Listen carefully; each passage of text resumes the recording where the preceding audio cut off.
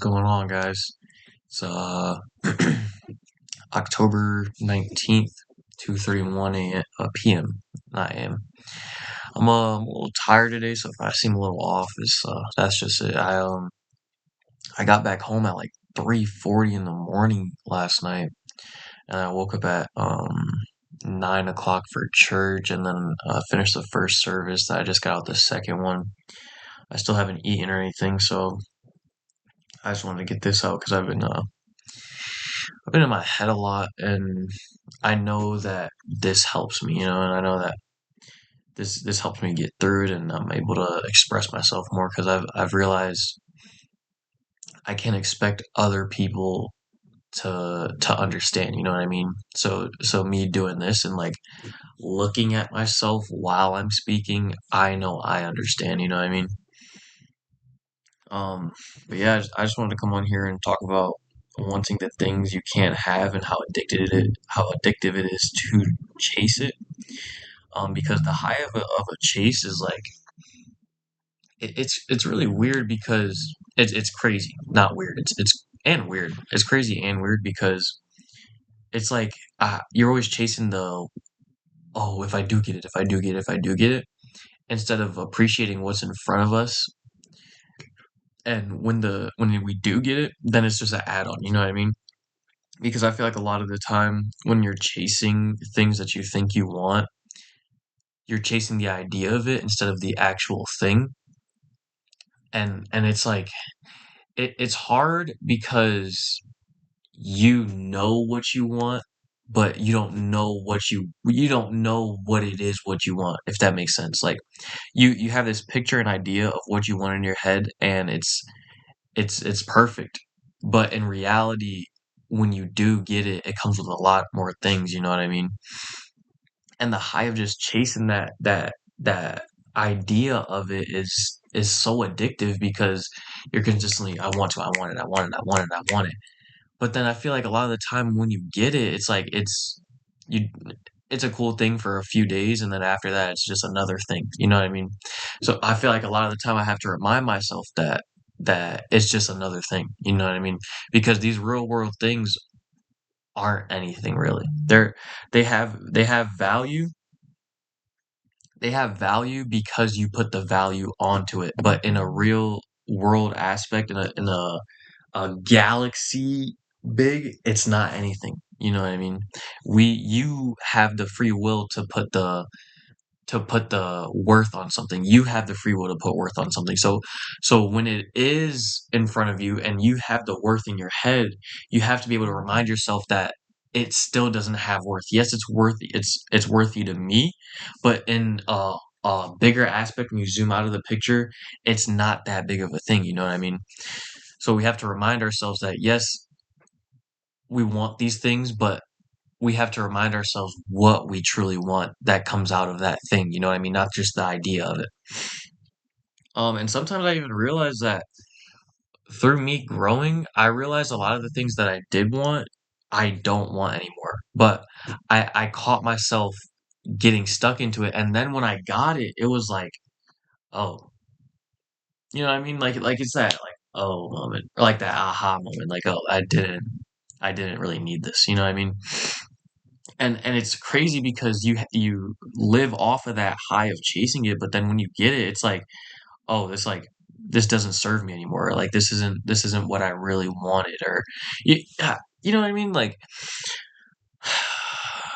okay, so for me, this weekend I went to Penn State, visited an old friend, and me and this old friend we got a lot of history, and I thought that I wanted the connection, but in reality, I outgrew the connection. You know what I mean? Like I outgrew the person first, and then I outgrew what the person's value is. You know what I mean? Because a lot of the time, once again, we have this idea of people in our head, but we don't think about what comes with that person. And I realized I was putting myself like, okay, the whole time we had that history, I was like putting myself through, change will come, change will come, change will come. Then they tell me, oh, I've changed. okay, so now I'm even more indulged because I'm like, oh, really? Like, I like what I've been waiting for is here now. But get there, same exact thing. There's just enough attention to be shown to hold you around. But there's way more that comes with that little attention that you get, you know what I mean? And oh, it was crazy because I thought I outgrew like chasing that, but then I folded straight back into it. Straight back into it, like right away. And it was so stupid of me to do that. And but that it taught me something. So it wasn't stupid. It taught me something like very valuable as well. Like I have to remind myself that people are people, and sometimes they don't change. Like, and I've been realized that though, but I consistently have this battle in my head of like, oh, people don't change. Oh, I want people to change, or people don't change. No, there's no way that they don't change. You know, because I know in my head that I'm changing forever and I'm growing forever. But I have to remember that not everyone's on the same wavelength, and it's like it's so hard to do because I want it. I want it. I want it.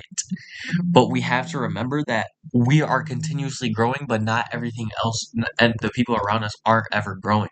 So you have to remind yourself that yes, we're chasing the high of what the idea is, but we have to take a step back and take our emotions out of it and to be able to realize that is it really what I want? Is what it comes with what I want? You know what I mean?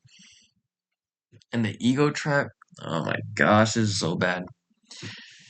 The ego trap that I have when chasing things that know I can't have or I know I really don't want. Well, I don't know I don't want it until after the fact that I get it.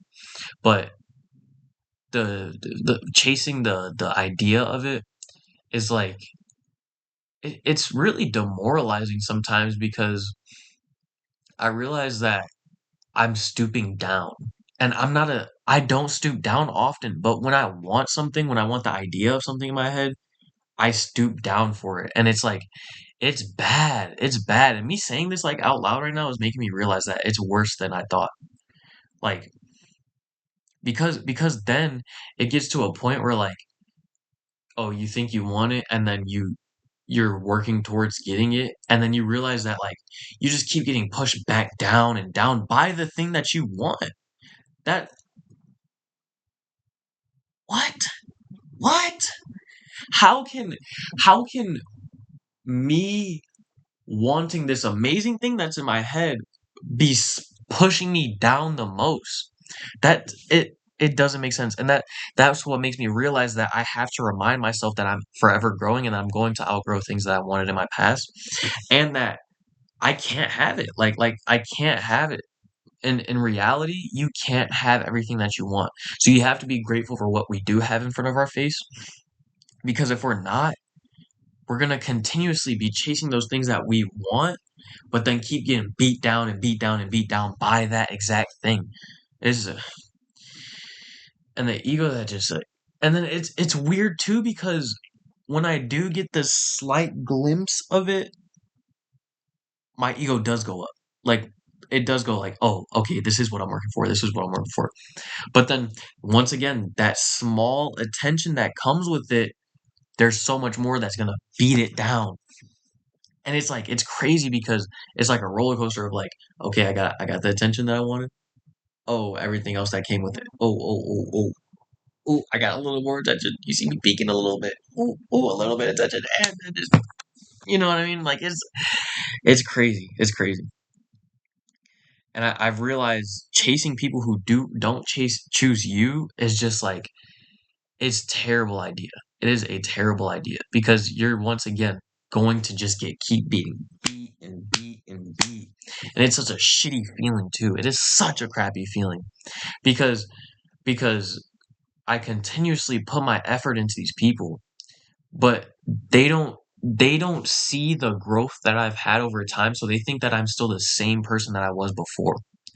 And I don't have the same morals I did before. I'm not the same person I was before. So they think that I don't realize that they're not choosing me. Like they think I don't, but I do. And you don't have to choose me all the time, but I'm going to be there and I'm going to continuously try. But it's dumb. Why would I do that? Why would I do that to myself? Why would I do that to myself? And I don't know why. It's like it's such an odd thing because once again, it's the idea that they give you because people put that front on when you first talk to someone, they put that front on. It even if you've known the person before, they put the front on when you first speak to them. But then you get around them and then you get around the people that they know and then you see the tendencies that happen and then it's like, what? What? But I just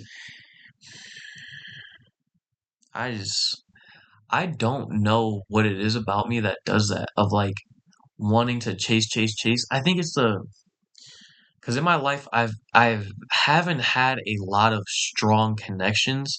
So when I do feel like I can gain another strong connection, I'm like, oh, I need to, I need to, I need to, because I chase it so much and I don't get it in this real world. And when I do see a glimpse of it, it's like, oh, we have to try, we have to try. And it's like I betray myself really, and I hate betraying myself because I know I work on it day to day to not do it, to not betray myself. And then when I do, it's just like, man, we're human. We're human again. We have to remind ourselves we are human again.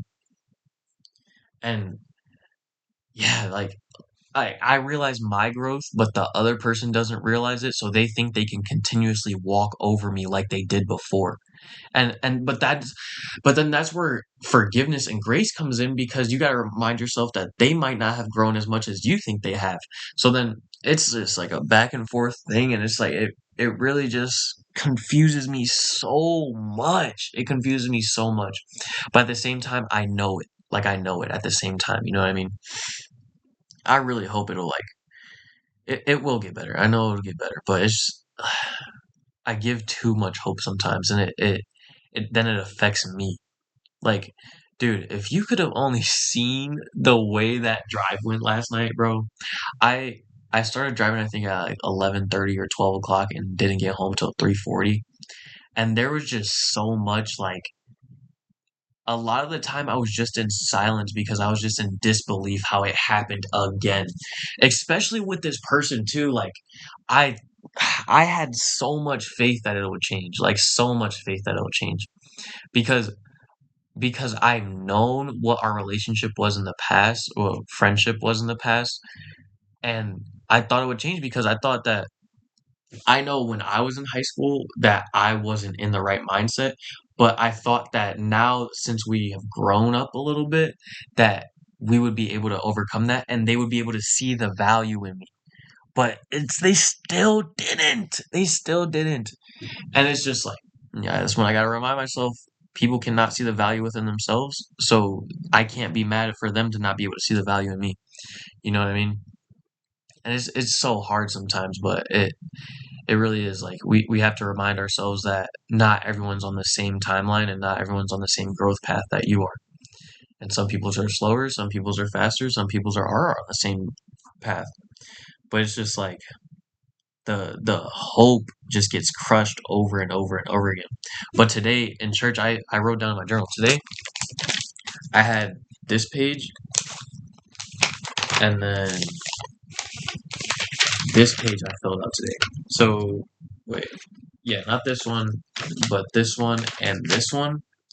And man, I wrote down somewhere in here. I can't remember, and I can't even remember what I was talking about. But I wrote down here somewhere. Let me see. I'm sorry. I'm sorry for the weird silence. I'm trying to find this. Oh, okay, okay. So like we have to forever be loving and forgiving because that's what God does. And we have to I'm trying to become more like God every single day. And it's so tiring of trying and trying and trying and not getting the results that you want, but I know that it's going to pay off sooner or later. Like I have to continuously be loving into this world because I know that the love is going to come back to me sooner or later, you know what I mean? And I can't wait for it to, because this is This is just tiring. It is so tiring, like physically, mentally, spiritually. Nah, spiritually, I'm locked in spiritually. I don't get tired spiritually. Of course, you distance yourself every once in a while, but that's from the physical and mental tiredness that comes. So those two on top of each other, of course, are going to collide in the middle. But it's just, I have to continuously remind myself that it is going to be worth it sooner or later because after literally on that drive, I was like telling myself that I'm like never doing that again of like going out of my way for someone and going out of my way for the connection. But I know I will. I know I will because the love that I have and the love that I know I can provide for other people is just like it's unconditional. Like that spiritual burn that I have within, that's what continues to keep me like keep loving because if oh my gosh, if I went off of the tired and mental aspect of what has happened in my life, do you know where I would be? I don't even know where I would be. Like that's it's we have to remind ourselves that there is a higher power and that we need to get closer to that higher power every single day because if we don't we are going to conform to what we are in this real world. We have to remind ourselves that those things are going to happen. So we have to remind ourselves that our spiritual being has to be locked in. Because I had this other note too, and I once again can't remember where I was thinking of. Let me see.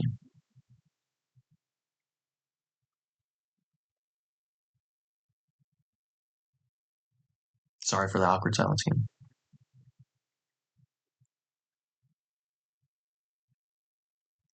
Oh, I even have uh this passage here, Isaiah 46:10. No one plans. Oh, that's actually before. I don't think this is okay. Reverse that. But I have written down, no one plans getting lost on their journey. It's a part of the journey. God has already provided everything that I needed before I needed it. Keep loving even when you want to be rebel, even when you want to rebel and give up loving. It's going to get you where you need to be and not where you want to be. Because we have to, a lot of the time, the things that we do in this day to day life are for what we need. But a lot of people chase what you want, but we have to chase what we need instead. And I'm sorry, I got caught on that, but let's get to this next one. What letting go actually means? Okay, so I feel like this is a lot different for a lot of people, but for me, letting go is appreciating what happened in the time and learning from that, but being able to not stay on that. You know what I mean?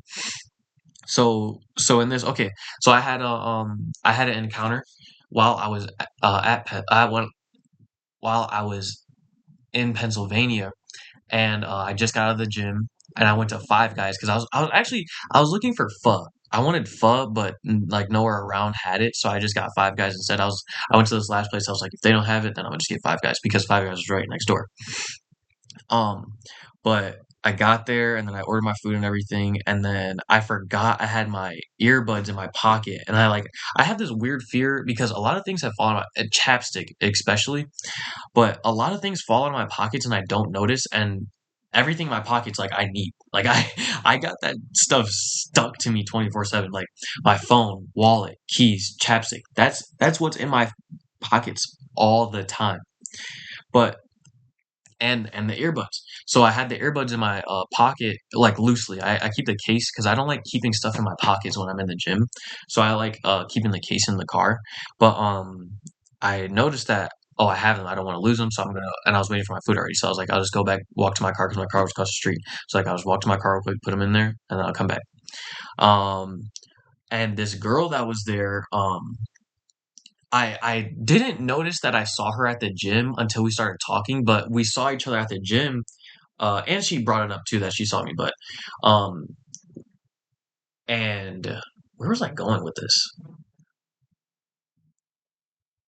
Okay, okay. I saw her there, and then I asked her. I was like, "Hey, can you look out for number 63? That's my order. I'm gonna go walk. I'm gonna be back. Can you just look out for me?" And she's like, "Yeah." And then I go out and I come back in. I'm like, "Is my food ready?" She's like, no, no, we're still waiting. And then I just make chit chat, ask her what she got, and then she said she'd never been there before, which is crazy to me. But then we talked more, and then she's from where is she? Venezuela. She's I think Venezuela. But yeah, then we just started talking, and then we started like connecting like crazy. Like it was really quick, and we started talking about her tattoos because she had this really cool like I wanted this tattoo for a while, like something like it, but it was like wrapped around her arm, and it was like wrapped up like all the way up here, and we started talking. Then I started showing her my tattoos, and then we started going back and forth, and then we started talking about religion actually because I forgot what came up, but it was something that came up, and then it was like amazing because she was like, "Oh, I'm not really religious, I'm spiritual," and I was like, "Let's go!" I'm the same way, and found I haven't found a stranger that is spiritual too, so it was really cool to see that, and then yeah, we just started talking more, and then we both like our food gets pulled out at the same time. Like the dude's like, oh, 61, 63, and he has it both in our hands, and then we're both on the right side of the food coming out and everything. It was just perfection. Um but then I was gonna like I wasn't interacting to get her like socials or like anything. Like I was just interacting because I like interacting with people. But then she was like, oh yeah, I'll grab your Instagram.